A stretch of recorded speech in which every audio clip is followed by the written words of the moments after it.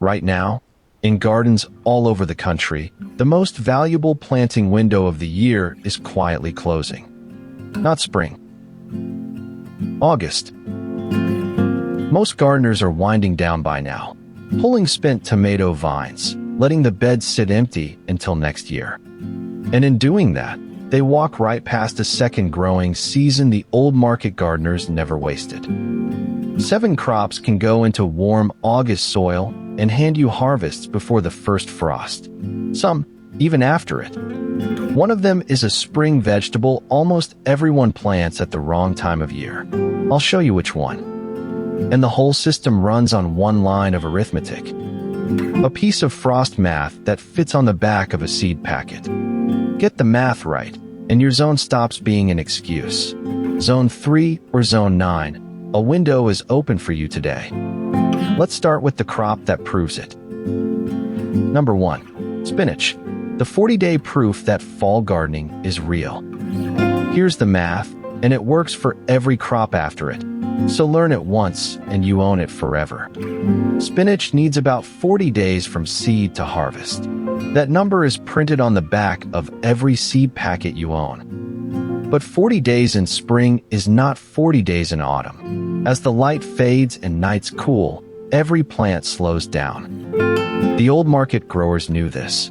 They added a 2-week cushion to every fall crop, and they called it the fall factor. 40 becomes 54. Now find your average first frost date and walk 54 days backwards. These 3 steps right here. Zone 5, frost around October 10th. 54 days back lands you in the middle of August. The window is open right now. Nobody taught you that math in a garden center. That's exactly what this channel exists for, by the way. If it's useful, subscribe. Every week, one more thing the seed rack doesn't tell you. But spinach hides a trap, and it catches almost every August sowing. Spinach seed refuses to germinate in hot soil. Above about 80 degrees, it simply stays asleep. The fix costs nothing, and the old growers had 3 of them. 1. Sow on the shady north side of a taller crop, so the soil there stays cooler. 2. Water the row cold in the evening, and the sun never gets it back above the germination line. 3. And this is the real trick. Pre-chill the seed. A damp paper towel, a sandwich bag, 1 week in the fridge, and the seed thinks winter already passed. Sow that chilled seed into cooled soil, and it comes up like it's spring. That's a 100-year-old hack, not a garden center gadget. And the reward for the math and the shade? Spinach that beats anything spring gave you. Spring spinach bolts the second it gets warm. Fall spinach walks into cold, and cold tells it to slow down and stay sweet. You'll be picking it long after the first frost. Number 2. Radishes. The insurance policy of the fall garden. Whatever your zone, whatever your frost date, radishes are the last door that closes. 30 days. Seed to table. Nothing else in the vegetable world moves that fast. Which means you can sow them 3, even 4 weeks before frost, and still win the race. And August gives them something spring never could. Warm soil. In cold spring dirt, a radish seed sits for 2 weeks, deciding whether to bother. In August soil, it's up in 3 days. And speed is the whole point of a radish, because a slow radish is a bad radish. The one thing they will not forgive is thirst. Warm soil dries fast, and a radish that hits a dry spell turns woody and blistering hot inside. That pepper you taste in a supermarket radish? That's the flavor of a plant that got stressed and thirsty. Keep them wet, and they stay mild and crisp. So water every day or 2 until they sprout. After that, an inch of water a week, no drama. Here's how the market gardeners run them. A fresh short row every 10 days from now until a month before frost. That's a bowl of crisp radishes on the table every single week into November. And if you want to push right up to the frost line, look for the round red types. Cherry Belle, French breakfast. They're the fastest of the fast. Save the big winter radishes, the daikon and the black Spanish, for a separate row. They want more time, and they store for months in the cold. And don't throw away the tops. Young radish leaves are edible, a little peppery, fine in a stir fry. The whole plant earns its space. Here's the surprising part. Several crops on this list are genuinely better in fall than in spring. That's not comfort talk, that's chemistry, and it starts with the next one. Oh, and one crop on this list doesn't just tolerate the frost that ends the radishes. It's actually waiting for it. That's coming. Number 3. Lettuce. The crop that's been planted backwards for 100 years. Think about what spring lettuce actually lives through. It sprouts in cool weather, and then every single week gets hotter than the last. It is racing a clock it cannot beat. Heat flips a switch in lettuce. It bolts. It throws up a flower stalk, and the leaves turn bitter overnight. Now reverse the film. Sow in August, and every week is cooler than the last. The plant relaxes into the season it was built for. Look at that difference. Same seed packet. The only thing that changed is the direction of the temperature curve. There's one choice that makes or breaks fall lettuce. Leaf types over heads. Leaf lettuce feeds you in 45 days, and you pick it a little at a time. A tight head wants 70 days and gives you one shot before the cold. In a race against frost, 45 beats 70 every single time. Save the crisp head lettuce for spring. Lettuce seed is tiny, so sow it shallow, barely covered, and keep the surface damp until it's up. And it carries the same heat caveat as spinach. If your August still runs hot, a length of shade cloth over the row for that first week gets it germinated. Then don't cut the whole head. Take the outer leaves only, and leave the growing center alone. The plant just keeps pushing new leaves from the middle. One row, harvested that way, feeds you salads for 6 weeks straight. And a light frost won't end it either. Lettuce shrugs off the first cold nights, the same nights that kill your basil where it stands. Everything on this list so far survives the frost. This one is different. This one is waiting for it. Number 4. Kale, the crop that needs the cold. You've probably had bitter kale. Supermarket kale, summer kale, the kind that turned a lot of people off it for life. There's a reason for that bitterness, and it's chemistry, not cooking. And once you know it, you'll never buy summer kale again. A kale plant in warm weather is holding its energy as starch. Starch is bland, sometimes faintly bitter. That's the kale most people have met. But when a hard chill hits, the plant does something to protect itself from freezing. It converts that stored starch into sugar right inside its cells. Sugar is the plant's antifreeze. It lowers the freezing point of the water in the leaf, the same way salt keeps a road from icing. So that first October frost that ends your tomatoes? For kale, it's a flavor upgrade, delivered free. That's the loop closed from earlier. The crop that waits for frost. Now let's get it in the ground. 60 days to full size, so run the frost math. Early August in cold zones, all month long in mild ones. Sow it ½ an inch deep and thin the seedlings to a handspan apart. Kale gets big, and crowded kale stays small. It's a brassica, cousin to cabbage, so the cabbage white butterfly may come looking. If you see little green caterpillars, a light insect net over the row ends it. No spray needed. And the harvest doesn't end at the frost date. It runs weeks past it. Snow on the leaves, and it's still lunch. Harvest it the way you'd harvest the lettuce. Pick from the bottom, leave the crown untouched. Do that, and the plant slowly becomes a little palm tree, a bare stalk with a tuft of leaves on top, and it keeps making more right through until real winter shuts it down. Number 5. Carrots. And here I have to hurry you, because this window closes first. 70 days to maturity. Run the frost math, and cold zones are already at the deadline. Zone 3, 4, 5. If carrots aren't in by the middle of August, you get pencils, not carrots. Zones 6 and 7 have to the end of the month. 8 and up, you can be fashionably late into September. And pick a shorter variety if you're tight on time. The little round Paris market carrots mature faster than the long tapered types, and they don't care about shallow or rocky soil. Why rush for a root you could plant in spring? Because fall carrots come with a storage system built into the ground.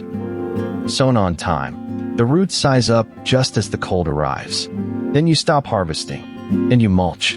A thick blanket of straw, a foot deep, and the soil under it becomes a root cellar you never had to dig. Every week in that cold ground, the exact same starch to sugar chemistry from the kale is working inside the root. Pull a carrot in November and it's candy, genuinely sweet, the way a July carrot never manages to be. There's just one rule carrots insist on, and it's the soil. Loose, stone-free, and work deep. A carrot hits a stone or a clod and it forks, or curls, or stops.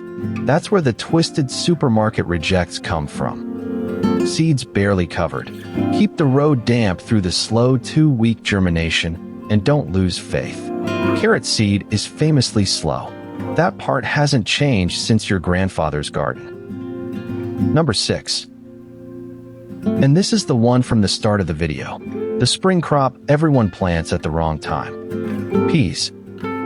Tradition says peas go in on St. Patrick's Day, into soil barely above freezing. And in that cold March dirt, the seed sulks. 2, sometimes 3 weeks just to sprout, while the rot gets a head start. Then the survivors finally flower in June, straight into the heat that shuts pea production down.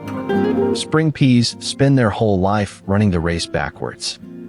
August peas run it the right way round. Warm soil brings them up in 5 days. They grow through the mild weeks and flower exactly as the cool arrives. The plant finally gets the autumn it was designed for. 65 days on the clock, so the math wants zones 6 and warmer for a full crop. Colder zones, treat it as a gamble worth one spare packet. And there's one August adjustment that matters. Plant them deep, 2 inches, twice as deep as you would in spring. Up near the surface in August, the soil dries out and bakes. 2 inches down it stays cool and damp, and that's where an August pea wants to start. Give them something to climb, and pick every other day once the pods start coming. The more you take, the more they make. A pea plant has one job in its own mind. Make seed. The moment you let a pod sit and swell and go leathery, the plant thinks it's done and stops flowering. Keep picking, and you keep it convinced there's work left to do. That's the whole secret to a long pea harvest. And for a fall crop, lean towards snap peas or snow peas over shelling types. You eat the whole pod, so there's no waiting for peas to fatten inside a race against the frost. A flat, tender snow pod is ready weeks before a shelling pea would be. In the fall garden, that head start is the difference between a harvest and a frost eating your peas first. Number 7. Turnips. The 2-for-1 deal your great-grandparents refused to give up. I know. Turnips. Somewhere in the last 50 years, they became the vegetable nobody brags about growing. But that reputation was built on giant, woody, overgrown turnips left in the ground too long. Grown right and picked young, they're a completely different vegetable. And that fall out of fashion is entirely your gain. Because one sowing of turnips is 2 different harvests on 2 different clocks. At 30 days, you thin the row and eat what you pull. Turnip greens, the vegetable half the American South was raised on, better than spinach in a hot pan. Thinning is something most gardeners hate to do because it feels like throwing plants away. With turnips, the thinnings are dinner. That changes everything. Then at 50 days, the plants you left standing hand you the roots. 1 packet, 1 row, 2 completely different meals. And on hardiness, turnips barely acknowledge your frost date. These things are grown through Siberian autumns. Light frosts sweeten the root, same sugar chemistry as the kale and the carrots. There's a theme in the fall garden, and it's working for you. Sow ½ an inch deep any time in August, thin to 3-finger widths, and don't baby them. Turnips resent fuss. One rule on harvest. Golf ball size is the sweet spot. Leave them chasing softball size, and you're growing livestock feed, woody and sharp. And like the carrots, they'll hold in the cold ground under mulch for weeks, so there's no rush to pull the whole row at once. 7 crops. Every one of them still plantable while your neighbors pack it in for the year. So here is the whole month, laid out by zone. Find your line, and this is what's still open. Zones 3 and 4, your frost math is brutal, but the fast crops still fit. Spinach, radishes, turnips in the ground this week. Zones 5 and 6, everything on this list fits if the carrots go in first. Work down the maturity numbers. Zones 7 and 8, you have the luxury month. Stagger your sowings and stretch the harvest to Thanksgiving. And that word stagger is the whole game in the mild zones. Don't sow everything on one Saturday. A little every week, and you harvest a little every week, instead of drowning in radishes one Tuesday and having nothing the next. In zones 9 and 10, your August is still too hot for most of this. Don't copy the North. Your cool season starts in September, sometimes October, and everything on this list simply shifts 1 month later for you. The math is identical, only the calendar page changes. And notice what quietly happened across all 4 zones. The crop that decides your urgency is always the carrot, because it has the longest maturity number. Sort any planting list by days to maturity, and the schedule writes itself. 1 month, 1 line of math, 7 crops. That is the entire system, and now it's yours. The spring gardener and the fall gardener are the same person, 1 August apart. The difference isn't skill, or zone, or luck. It's knowing the window exists while it's still open. Everyone else on your street is dragging their spent tomato plants to the compost heap and calling it a year. You've got a second spring in your hands. So here's my question. What zone are you in, and what are you sowing this week? Tell me in the comments. Give me your zone, and I'll run your frost math with you. If the old ways of doing this, backed by the actual science, is your kind of gardening, you know where the subscribe button is. The frost is coming either way. This year, let it find your garden full.